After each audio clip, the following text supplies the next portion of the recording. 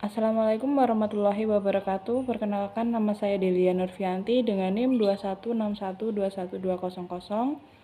Saya dari kelas 6E, Prodi Pendidikan Bahasa Inggris, Fakultas Adab dan Bahasa. Oke, saya ingin menjawab pertanyaan nomor 1, yaitu jelaskan perbedaan antara modernisme Islam, neomodernisme Islam, tradisionalisme dan post-tradisionalisme, beserta contoh masing-masing dalam kehidupan. Oke, yang pertama ada modernisme Islam. Apa sih modernisme Islam itu? Jadi modernisme Islam adalah sebuah usaha yang dilakukan untuk memperbarui pemahaman Islam agar sesuai dengan nilai-nilai modern seperti rasionalitas dan ilmu pengetahuan. Untuk contoh dari modernisme Islam ini salah satunya yaitu pendidikan. Mengapa? Karena pendidikan itu mendorong pembaruan kurikulum pendidikan agama dengan memasukkan ilmu pengetahuan yang modern.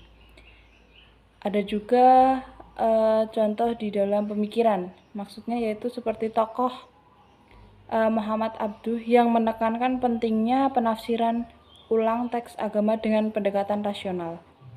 Yang kedua, neomodernisme Islam. Apa sih yang dimaksud dengan neomodernisme Islam itu?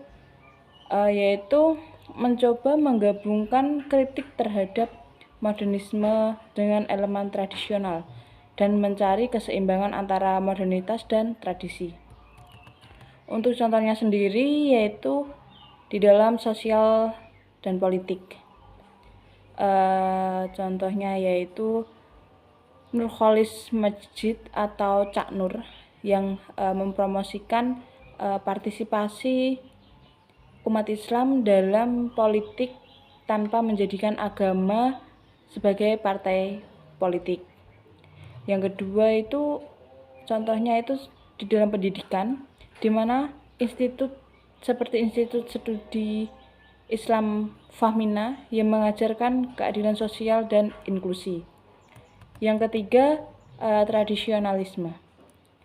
Tradisionalisme ini sangat menghargai dan mempertahankan tradisi lama serta praktik keagamaan yang diwariskan secara turun-temurun. Untuk contoh dari tradisionalisme itu seperti ritual keagamaan ya. Ritual keagamaan seperti praktik tahlilan, yasinan, ziarah kubur yang dilakukan atau yang sering dilakukan oleh anggota Nahdlatul Ulama atau NU. Serta di dalam pendidikan itu adanya pondok pesantren yang mengajarkan kitab-kitab klasik, biasanya disebut dengan kitab kuning. Untuk yang terakhir yaitu post-tradisionalisme. Jadi post-tradisionalisme ini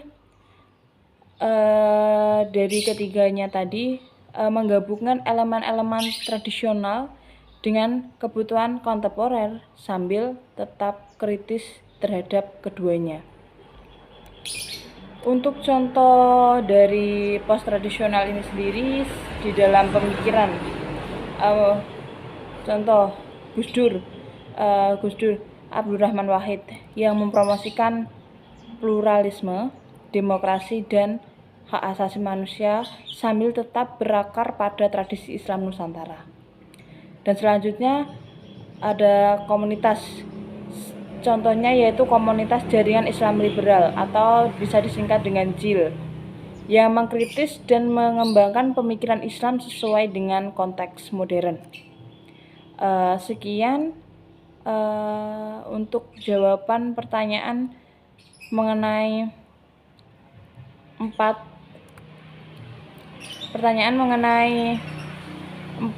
perbedaan tadi antara modernisme Islam, neomodernisme Islam, tradisionalisme, dan post-tradisionalisme.